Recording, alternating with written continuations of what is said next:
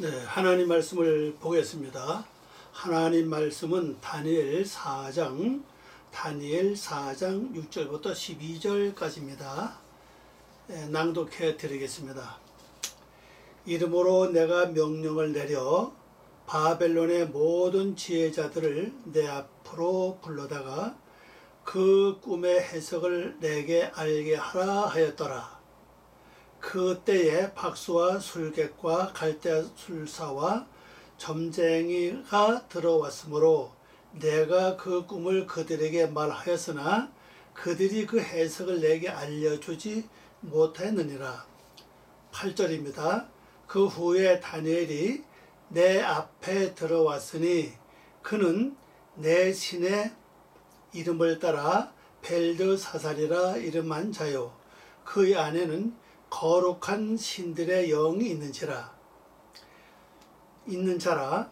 내가 그에게 꿈을 말하여 이르되 박수장 벨드사살아, 내 안에는 거룩한 신들의 영이 있은즉 어떤 은밀한 것이라도 내게는 어려울 것이 없는 줄을 내가 아노니 내 꿈에 본 환상의 해석을 내게 말하라.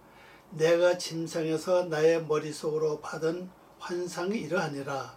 내가 본적 땅의 중앙에 한 나무가 있는 것을 보았는데 높이가 높더니 그 나무가 자라서 견고해지고 그 높이는 하늘에 닿았으니 그 모양이 땅 끝에서도 보이겠고. 12절입니다. 그 잎사귀는 아름답고 그 열매는 많아서 만민의 먹을 것이 될 만하고 들 짐승이 그 그늘에 있으며 공중에 나는 새는 그 가지에 깃들이고 육체를 가진 모든 것이 거기에서 먹을 것을 얻더라. 아멘. 기도하겠습니다. 아버지 하나님, 감사와 영광을 돌립니다. 오늘 이 시간에 저희들에게 귀한 말씀을 주시니 감사드립니다. 하나님, 이 말씀을 듣는 모든 분들에게 지혜가 열려지고 하나님의 그 총명이 우리에게 주어지기를 원하며 또 다니엘이 줬던 그 영감을 우리에게 허락해 주심으로 완전히 깨닫고 알고 이해할 수 있도록 도와주시옵소서. 주께 모든 걸 부탁드리오며 예수님의 이름으로 기도 올려옵나이다. 아멘. 오늘 말씀 제목은요, 내 안에는 거룩한 신들의 영이 있은즉. 디루아 엘라힌 카디신 아크, 바크입니다. 바크. 디루 엘라힌은 하나님의 영이 있다, 이런 뜻이고요. 디카쉰 요거는 거룩하다는 뜻입니다. 그리고 바크, 너희 안에는 하나님의 거룩한 영이 있다, 이런 뜻입니다. 한번 생각해 보십시오. 우리에게 만약 하나님의 거룩한 영이 계시다면은 우리의 삶은 아름답고 평탄하고 좋은 열매를 날마다 많이 맺을 것입니다. 그런데 우리는 하나님의 거룩한 영이 내 안에 거하는 것보다도 육의 생각이 더 나를 지배할 때가 많이 있는 것을 알 수가 있습니다. 오늘 이 말씀을 통해서 우리에게 나타나는 건 한번 보겠습니다. 자, 먼저 여기 6절 말씀을 번역을 해봅니다. 나로부터 내가 명령을 내려 바벨론의 모든 지혜자들을 내 앞에 데려다가 그 꿈의 해석을 나에게 알게 하도록 했다. 자, 누가네살 왕이, 그 뜻은 뛰어난 신이라는 뜻이죠. 뛰어난 신이 지금까지 뭐 했습니까? 다니엘 2장 말씀 보면 꿈을 꿨죠. 그 꿈을 꿨고, 그 다음에 그 꿈이 해석된 다음에는, 그 다음에 또 이 느부갓네살 왕이 뭐 했습니까? 큰 신상을 만들었죠. 먼 곳에서도 볼 수 있는 신상. 그리고 바벨론의 모든 지도자들 다 불러 모아서 각종 악기를 통해서 아름다운 음악을 연출하게 하고 거기다가 신을 우상이죠. 경배하고 섬기고 절하게 했다는 사실입니다. 뛰어난 신의 영역에 간 사람들은 이래같이 우리가 두 가지 과정을 거쳐오게 된다는 걸 알 수 있습니다. 첫 번째는 다니엘 2장에 나타났던 신상이죠. 그 신상이 너무나도 아름답잖아요. 그러나 문제는 신상이라는 것이 문제라는 사실입니다. 신상 하나에 자기가 만들어 놓은 그리고 자기가 만들어진 하나의 결정체라고 볼 수 있죠. 그 만들어진 것 지금 살면서 자 행동하면서 하나하나 새기고 그 다음에 다듬고 그렇게 해서 만들어진 상입니다. 머리가 어떻죠? 머리가 정금이라고 그랬고 가슴은 은이라고 그랬고 배는 노시라고 그랬고 다리는 철이라고 그랬고 발은 철이고 발은 진흙이다. 그런데 광채가 나타나 그랬잖아요. 이것을 우리 그냥 보면요 많은 사람들에게 존경받을 만한 그런 광채라고 볼 수가 있죠. 광채고 많은 사람들의 내가 이러한 사람입니다. 왜? 내가 뛰어난 신이기 때문에 그렇게 할 수 있다는 걸 볼 수가 있습니다. 그런데 그 문제는 뭐가 문제냐? 그것이 바로 신상이라는 사실입니다. 신상. 그 신상을 봤는데 도대체 느부갓네살 왕은 이 뜻이 뭔지 전혀 알지 못했습니다. 그래서 바벨론에 있는 모든 그 지혜자들, 다시 말해서 점장이들, 술사들, 그 다음에 뭐 여러 가지 그 풀이할 수 그런 사람 다 불러 모았습니다. 근데 그런 걸 해석하지 못했잖아요. 그래서 마지막엔 다니엘을 통해서 해석을 하게 됐죠. 그리고 난 다음에 자기 어떤 것이라는 것을 해석을 통해서 알게 됐잖아요. 그리고 난 다음에 또 실제 뭐합니까? 실제 먼 데서도 바라볼 수 있는 또 큰 신상을 만들지 않았습니까? 금을 가지고요. 그래서 이번엔 또 아예 각종 악기를 동원해서 아름다운 음악을 통해서 화음을 맞추게 하고 그리고 바벨론에 있는 모든 지도자를 다 불러 모아서 어떻게 하겠습니까? 경배하게 하고 절하게 하고 섬겼던 사실이죠. 절하지 않으면 결론적으로 화를 입는 그런 상황이 됐잖아요. 이것이 이제 끝나고 났잖아요. 끝나고 나서 다니엘의 세 친구가 풀무불에 들어갔다 오는 그 과정을 통해서 그가 뛰어난 신이지만 하나님께서 더 위대하고 뛰어난 신이라는 것을 알게 됐잖아요. 그리고 이제 계명을 내렸죠. 엄명을 내려가지고 바벨론의 모든 나라는 신들에 대해서 이상한 말을 하거나 또 모욕적인 말을 하거나 하여튼 그런 망령된 그런 행동하고 말을 할 때는 아주 엄벌을 처한다고 그렇게 명령을 내놨습니다. 그리고 이제는 여호와 하나님만이 진정한 신이라는 것을 알게 됐죠. 그런데 또 느부갓네살 왕이 꿈을 꿨습니다. 그 꿈을 꾸고 바벨론에는 모든 그 지혜자를 다 불러 모아서 이제 꿈을 해석하게 하죠. 그것이 바로 7절입니다.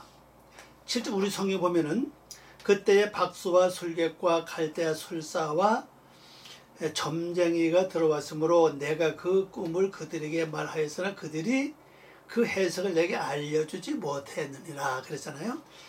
번역해보면요. 그때 그 요술사들과 마술사들과 그 갈대아인들과 그 점성가들이 들어왔으므로 내가 꿈을 그들 앞에 말하였으나 그들은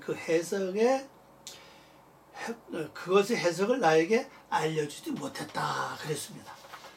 그러니까 꿈을 꿨는데 알려주지 못했죠.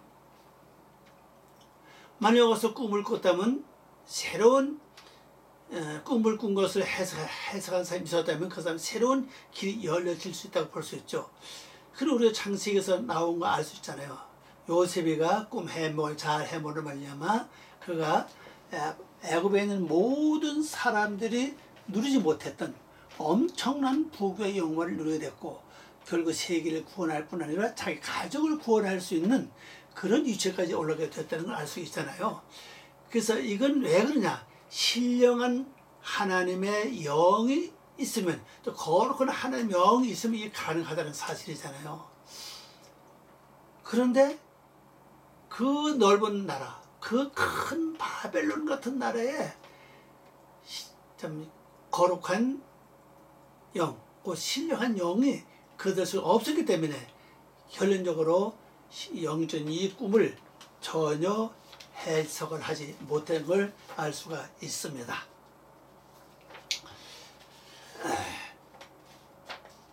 근데 8절 보겠습니다.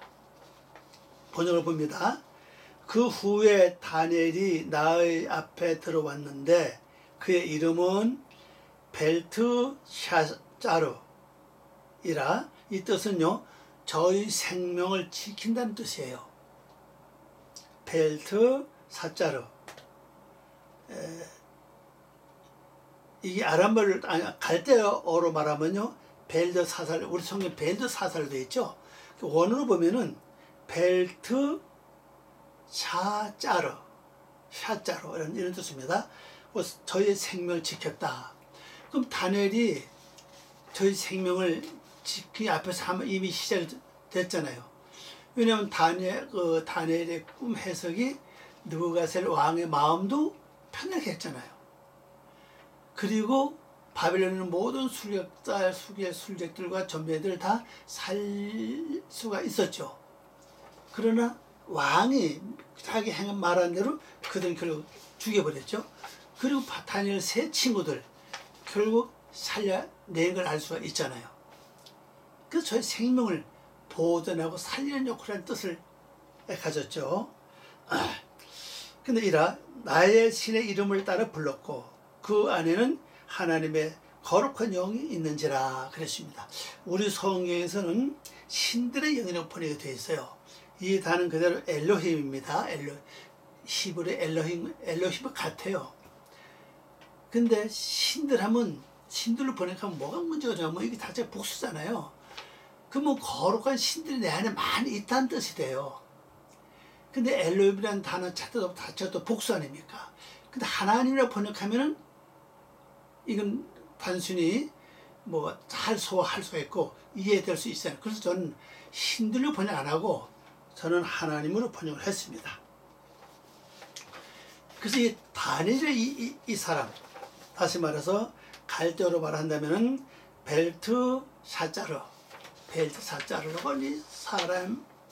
이 사람이 들어왔죠. 들어와서 내가 그 앞에 그 꿈을 말했다. 이제 느부갓네살 왕이 이제 그 꿈을 말을 했습니다. 자, 9절 말씀 보고서 어떻게 말하나 보겠습니다.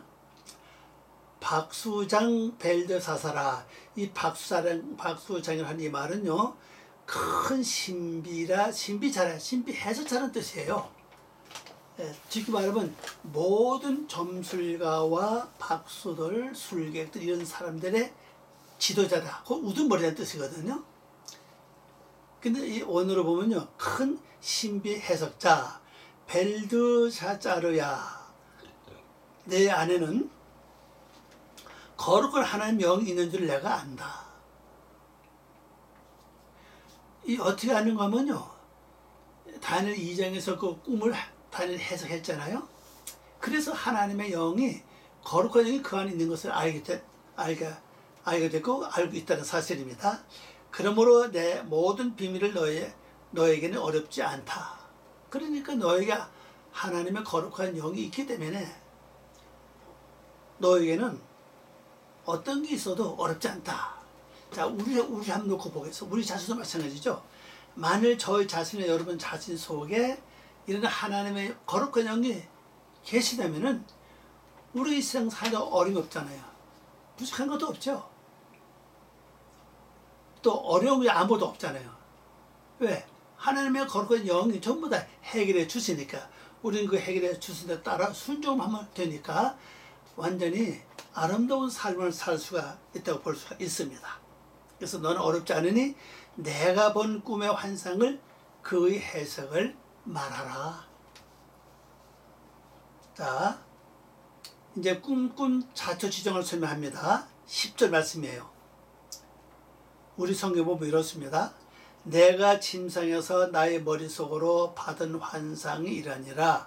내가 본적 땅의 중앙에 한 나무가 있는 것을 보았는데 높이가 높더니 그랬어요. 자, 침상을 하는 건 가장 편안한 곳을 가리켜요. 하루 일과 생활 속에서요, 아침부터 저녁까지 가장 편한 시간 언제냐? 잠자는 눈을 뜹니다. 가장 편안하잖아요. 이때 영적인 비밀한 세계의 꿈을 꿀 수 있다는 걸 우리에게 보여주고 있습니다. 이걸 여러분들 잘 기억을 해 보시길 바랍니다.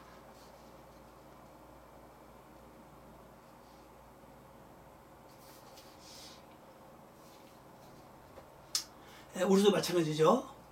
마음이 복잡하고 괴롭고 뭐가 분주하고 바쁠 때는요, 꿈이 꾸어지지 않아요.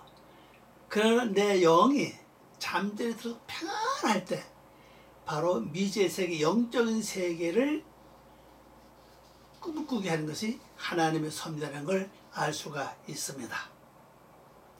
그렇죠? 그래서 머릿속으로 환상들을 내가 보았다. 머릿속으로 환상을 보았는데 그 땅 가운데의 나무를 보는데 그것이 높이가 매우 컸다 그랬어요. 높이 매우 컸다. 자, 한 환상을 봤습니다. 그 환상이 뭐냐? 먼저 땅이 펼쳐져 있죠? 그리고 땅 가운데에, 한가운데에 나무가 있습니다. 이 나무가 그 높이가 매우 컸다 그랬습니다. 얼마나 큰지 그러면 11절 말씀 보겠습니다. 그 나무가 자라서 견고하여지고 그 높이는 하늘에 닿았으니 그 모양이 땅 끝에서도 보이겠고 그랬어요.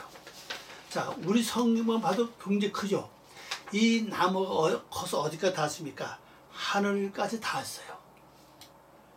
그리고 그 모양이 땅 끝에서 다 볼 수 있다는 사실이죠. 그리고 이 나무는 그렇게 하늘 꼭대기까지 닿을 정도로 컸을 뿐 아니라 그 다음에 견고하다는 겁니다. 부러지지 않는다는 거죠. 꺾이지 않는다는 걸 말해주고 있습니다. 흔들리지 않는다는 걸 말해주고 있죠. 자, 이거 번역해 봅니다. 그 나무가 자라서 강하게 되고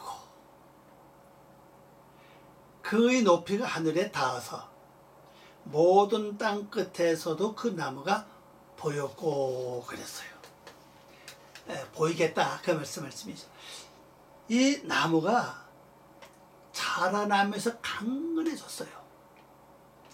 그리고 하늘에까지 닿았습니다. 그리고 땅 끝에서 보면 이 나무가 보여요. 얼마나 큽니까? 그 이 나무는 뭐를 가리키죠? 자, 지혜를 가리킬까요? 아니면은 믿음을 가리킬까요? 제가 생각할 때는요, 하나님의 인격을 가리킨다고 생각합니다.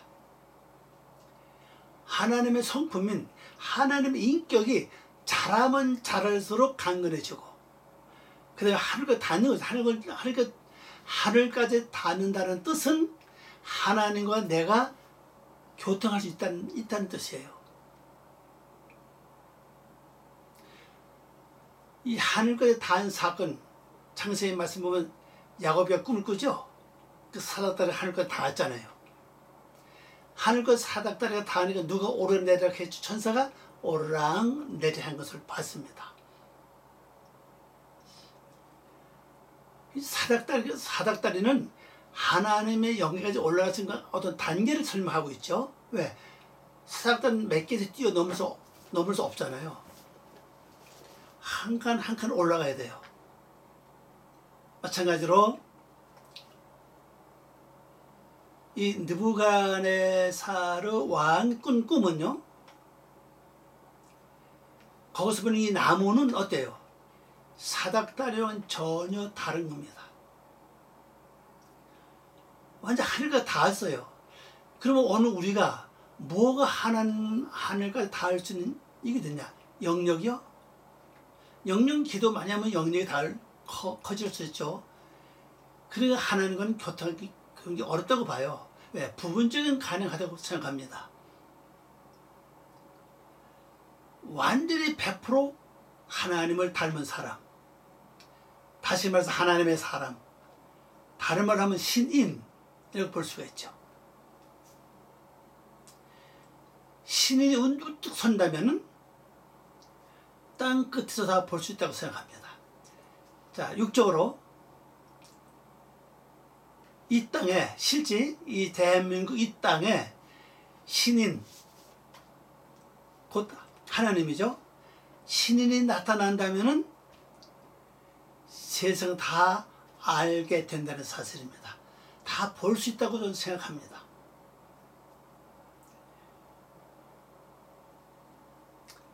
그럼 이렇게 엄청난 큰 나무는 어떤 역할을 하는 것을 한번 보겠습니다. 이 12절 아주 중요합니다. 먼저 우리 성경을 봅니다. 그 잎사귀는 아름답고 그 열매는 많고 그 안에는 그 모두를 우리 성경을 다시 봅니다.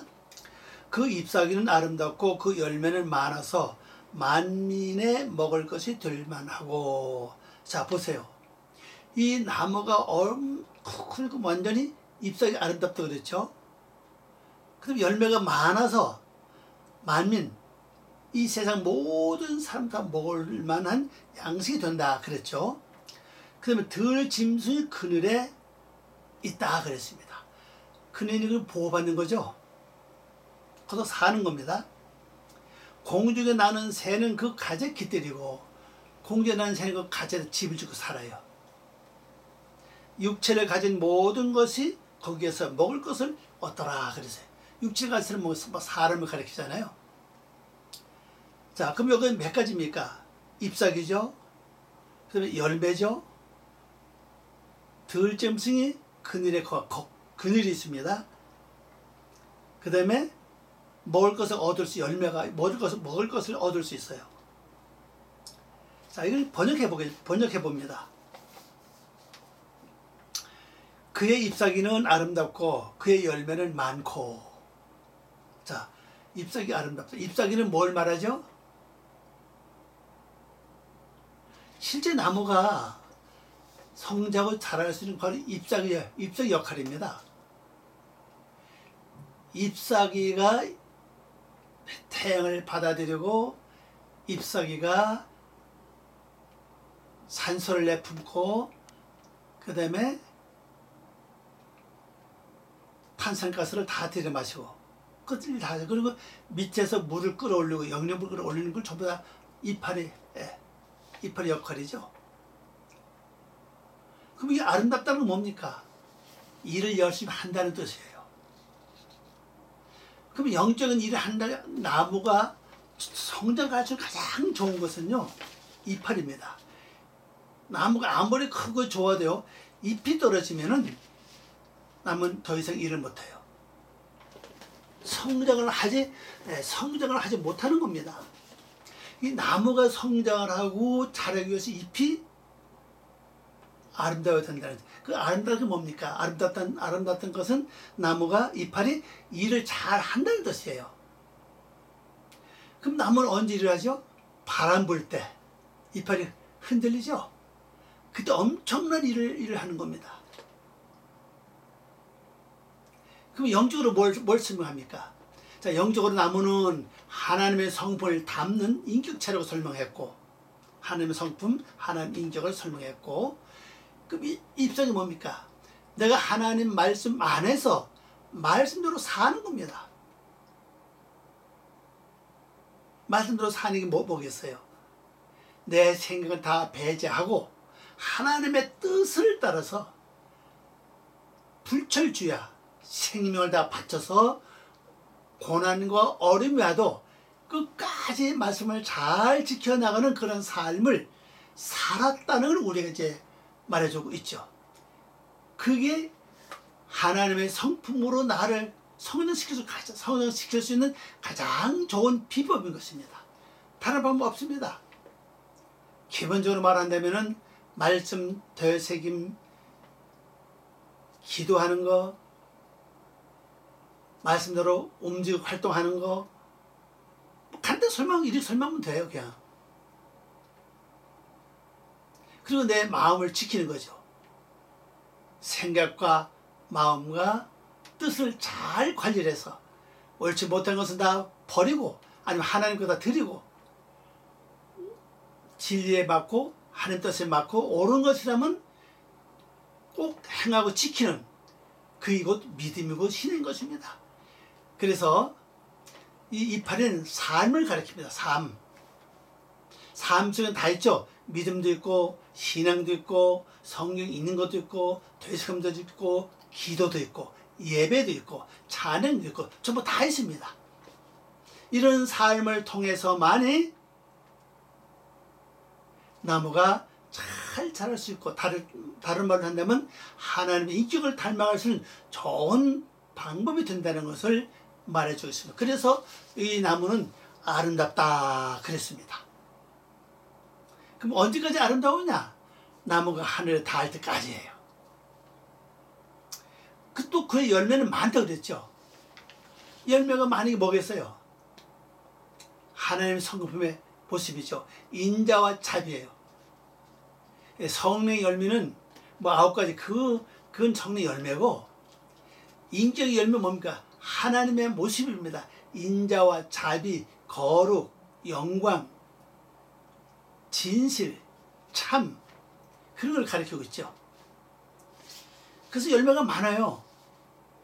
이래 봐도 거룩하고 저래 봐도 진실하고 이렇게 봐도 또 참되고 모든 것이 아름다운 열매를 꽉 채워져 있다는 걸 볼 수가 있습니다. 그래서 열매가 많다는 거죠.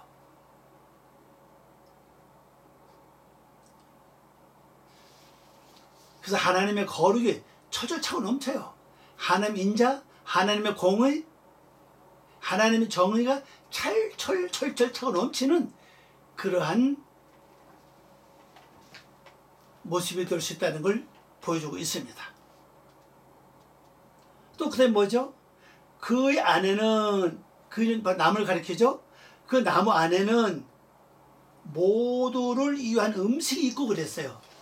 모두 다 위한 음식이다. 모두 선한 사람이든 악한 사람이든 좋은 사람이든 좋지 못한 사람이든 건강한 사람이든 병든 사람이든 아니 힘이 없는 사람이든 간에 또 힘 있는 사람이든 간에 전부 다 여기서 뭐라고 그랬습니까? 먹을 만한 음식이 있다는 사실이에요. 그래서 이러한 나무가 되면은 그 사람의 영역에 따라서 그 음식을 먹으면 된다는 사실입니다. 이 음식이 많다는 얘기는요, 종류가 엄청나게 많다는 뜻입니다.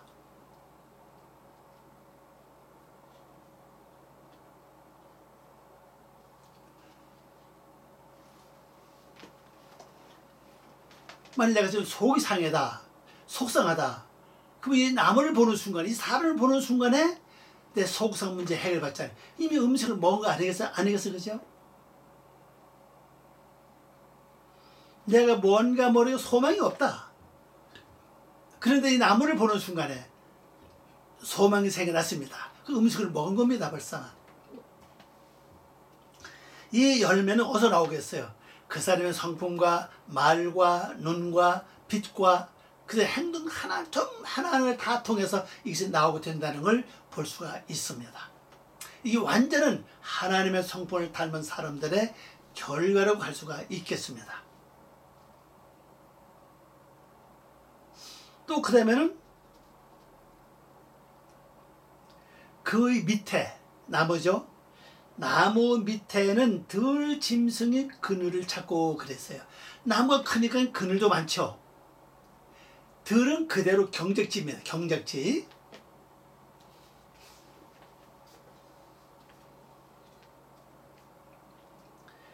들, 이 뜻 자체 이게 빠라라고 쓴 글자인데 일장 창조 빠라가 아닙니다. 그냥 그거 단어 다릅니다. 이건 단어 순서 보면 베트, 레시, 라, 베트, 라, 알레프예요.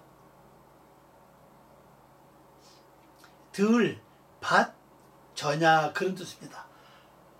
결국 밭은 뭐 하는 것이죠? 곡수를 심어서 경작하는 곳이잖아요. 그럼 짐승은 뭡니까? 아직 하나님을 닮지 않은 육적인 사람들. 하나님과 거리가 먼 육적인 사람들을 가리키죠.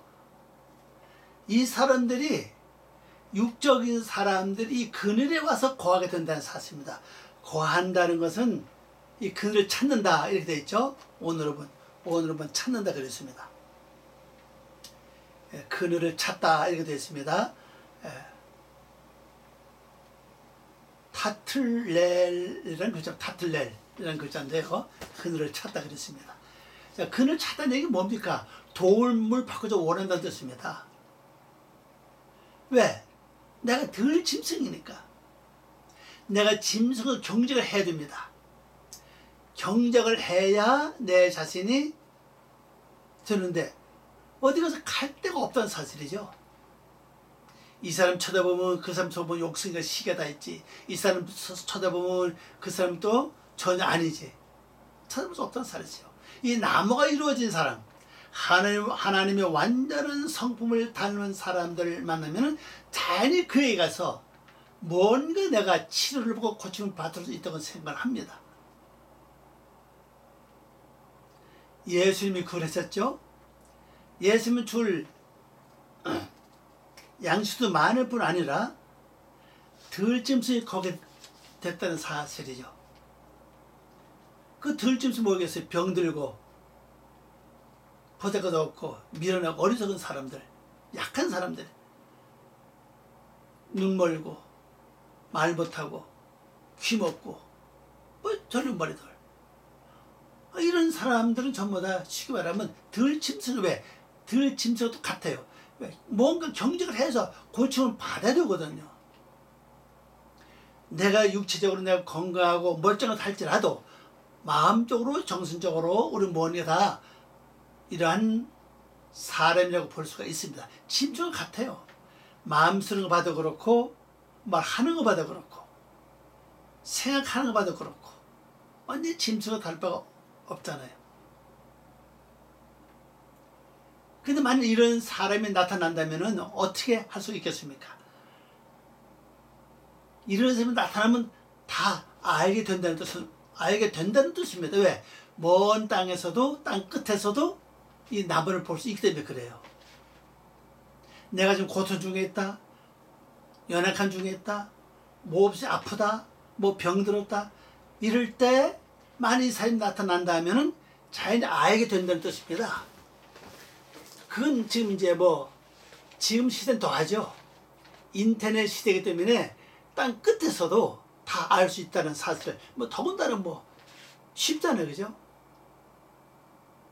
그럼 자연히 이런 사람을 만나서 내 문제를 해결받지 않겠냐고요. 저도 그럴 것 같아요. 저도 이 사람을 만나서 내가 육체적으로 아직 해결받지 못한 것, 영적으로 해결받지 못했던 것들, 이런 것들 완전 해결받고 싶은 마음은 있다는 사실입니다. 저뿐이겠습니까? 이 세상 모든 사람 다 마찬가지죠.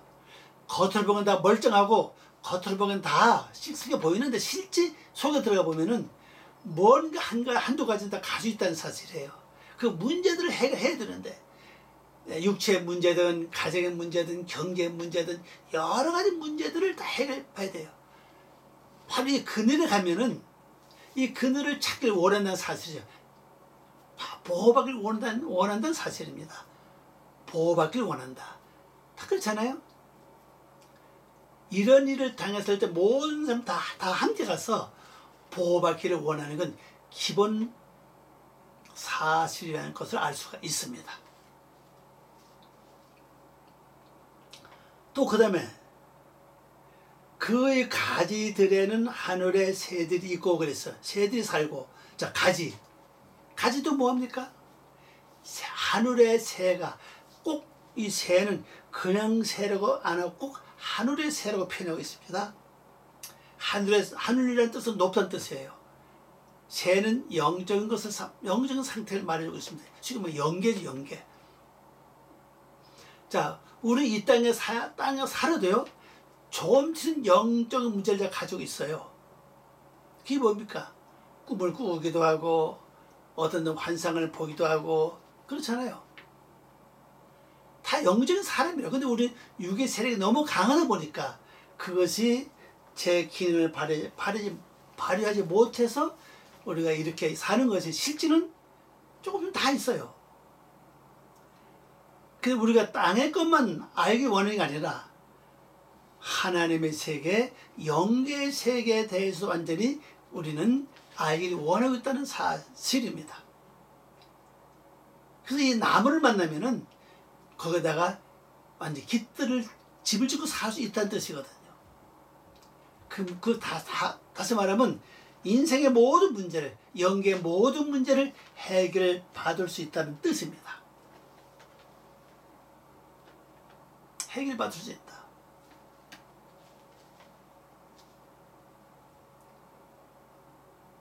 자, 영적 문제입니다. 하늘의 영계의 문제를 완전히 여기서 다 해결받을 수 있다 하는 사실이죠. 자, 그 다음에 그로부터 모든 육체가 먹고 살았다 그랬어요. 먹고 살 것이다 이 말이죠. 모든 육체는 모든 인간을 가리킵니다. 모든 사람. 자, 모든 사람이 어떤 사람이죠? 내 안을 바라본다면은 아직 변화받지 못한 육의 속성, 거듭나지 못한 육의 속성, 중생하지 못한 육의 속성들 다 된 것 같은데 아직도 미지는 부분들, 바로 이 나무로부터 먹고 살 수 있다는 사실입니다. 그럼 해결된다는 사실이죠. 그럼 이 나무를 바라보고 이 나무를 부리기만 하면은 문제 해결된다는 사실이거든요. 아주 쉽죠?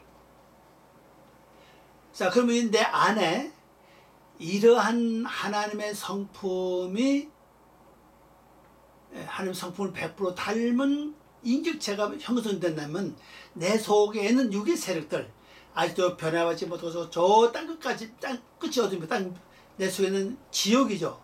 음부. 요한계시에서 말하는 무저갱입니다. 그 속에 있는 죽은 자들, 그거 바로 땅끝 아닙니까? 다 보이게 된다니까, 알게 되고, 다 전부 다 살아날 수 있다는 뜻입니다. 살 수 있다. 그럼 내가 100% 비로소 완성된다는 걸 볼 수가 있습니다. 그렇기 때문에 내 안에서 먼저 우리가 이러한 삶을 사는, 먼저는 뛰어난 신, 내가 뛰어난 신, 하나님의 신을 모시기 때문에 하나님의 영, 하나님의 성령을 내 안에 모시기 때문에 우리는 그 자체가 뛰어난 신이죠. 근데 우리가 육이 완전히 변해받지 못하고 거듭나지 못하고 완성되지 못하면 항상 그렇게 어디로 가면 처배 가는 것은 육적으로 간다고요. 그래서 상을 만들죠. 우상을. 내가 최고다. 내가 하는 게 최고다. 나 외에는 할 수 없다. 이런 일들. 그 전부 다 자기를 우상화하는 것입니다. 그리고 또 두 번째 또 하잖아요. 두 번째도.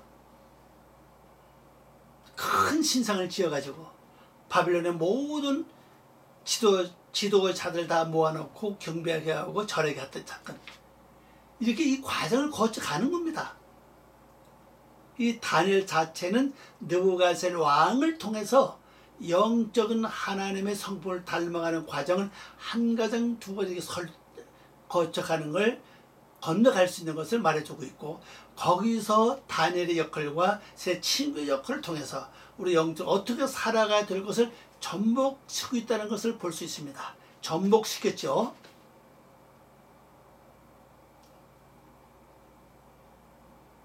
다니엘 1장 나오죠. 기본적으로 그들의 삶이 뭡니까? 하나님이 정해 준 것 외에는 안 먹었다는 사실이죠. 왕이 주는 진미죠. 진미. 왕이 차려준 맛있는 음식을 거절하고 오직 물과 채소만 먹는 그런 일을 통해서 하나님이 살아계신 증거를 보여줬고 하나님의 영적인 것을 이루어가는 삶을 사는 것을 바로 접목시키는 겁니다. 접목시키면은 바로 뛰어난 신이 될 수 있고 뛰어난 신이 됐다 할지라도 내가 100% 육의 속성이 변화하지 못하기 때문에 나도 모르는 순간에 자꾸 이렇게 내가 최고다. 내가 이만큼 신앙을 지키고 믿음을 지키고 얼마나 고생했느냐. 내가 최고다 하는 그런 것 때문에 결론적으로 그 자체가 신생이 되고 그 자체가 우상이 된다는 사실이죠. 한 번, 두 번 거쳐서 어떻게 가야 될 걸 우리가 설명해 주고 있습니다. 자, 바깥으로 봅시다. 지금 내 안에서 바깥으로 만약 이러한 사람이 한 나라의 대통령이 된다면은 그 나라는 100% 행복한 나라가 될 수 있고 행복한 백성이 될 수 있다는 걸 전 알고 있습니다. 분명히 확실합니다. 이건요. 나라가 평안하고 나라가 아름다워지고 그것이 먼 땅 끝에까지 다 바라볼 수 있기 때문에 그 영향을 미친다는 뜻이거든요. 땅 끝에서 이 나무를 바라볼 수 있다는 건요. 지구 끝에서도 이 나무를 알 수 있다는 사실이에요. 그러면 어느 나라든지 간에 아프리카든 유럽이든 아시아든 그 다음에 아메리카든 어느 지역에 있든지 전부 다 이 영향을 통해서 여기 나무를 잘 살펴보십시오. 전부 혜택을 받을 수 있고 전부 다 행복을 누릴 수 있는 축복을 누릴 수 있는 귀한 것이 이루어진다는 걸 우리에게 보여주고 있습니다. 아마 지금 이 시대가 그런 진짜 하나님의 사람 신인이 나타나서 이 나라의 지도자가 되지 않겠나 그런 생각을 하고 있습니다. 보면 그때가 온다고 생각합니다. 우리가 이 시대 지금 태어나서 지금 우리 말씀 듣는다는 것 자체가 바로 복이고 축복이고 자연히 저는 이 말씀을 보면서 내 자손도 이렇게 이루어져야 되겠지만은 실제 우리나라에도 이런 하나님의 사람 곧 신이 나타나서 대통령이 된다면은 우리나라뿐 아니라 세계가 하나가 되고 통일될 수 있다고 봅니다. 그리고 행복을 누릴 수 있다고 생각합니다. 내 자신의 이러한 인격이 이루어지면 내 자신이 완전히 통일된다는 사실이죠. 뭘로? 하나님의 성품으로 하나님의 인품으로 하나님과 통일될 수 있다는 사실입니다. 그 밖에도 마찬가지죠. 밖에도 이러한 사람이 나타나서 지도자가 될 때 이 사회는 곧 뭐가 됩니까? 완전히 통일되고 다 같이 행복과 축복을 누릴 수 있는 지상 낙원이 될 수 있다는 걸 저는 확신합니다. 이 말씀 붙잡고 여러분 승리하면서 기도하면서 지금이 무슨 시대입니까? 바로 심판의 시대 아닙니까? 심판의 시대. 심판의 시대 오직 행하는 것밖에 없어요. 심판의 시대를 오늘 잘 통과해서 이러한 영역에 들어가시기를 바라며 오늘 이 말씀을 마치겠습니다. 기도하겠습니다. 아버지 하나님 감사합니다. 오늘도 저희들을 사랑하시고 귀한 시간 주고 고맙습니다. 이 말씀이 저희들 영혼을 새롭게 하고 아버지의 거룩한 생명력을 이루어서 주의 뜻을 이루어 나가게 도와주시옵소서. 이 말씀 듣는 모든 분들에게 하나님이 영감을 더해 주시고 지식을 더해 주고 명철을 더해 주셔서 말씀을 이루어 나가는 참된 삶 되게 도와주시옵소서. 감사와 영광 돌리며 예수님 이름으로 기도 올리옵나이다. 아멘.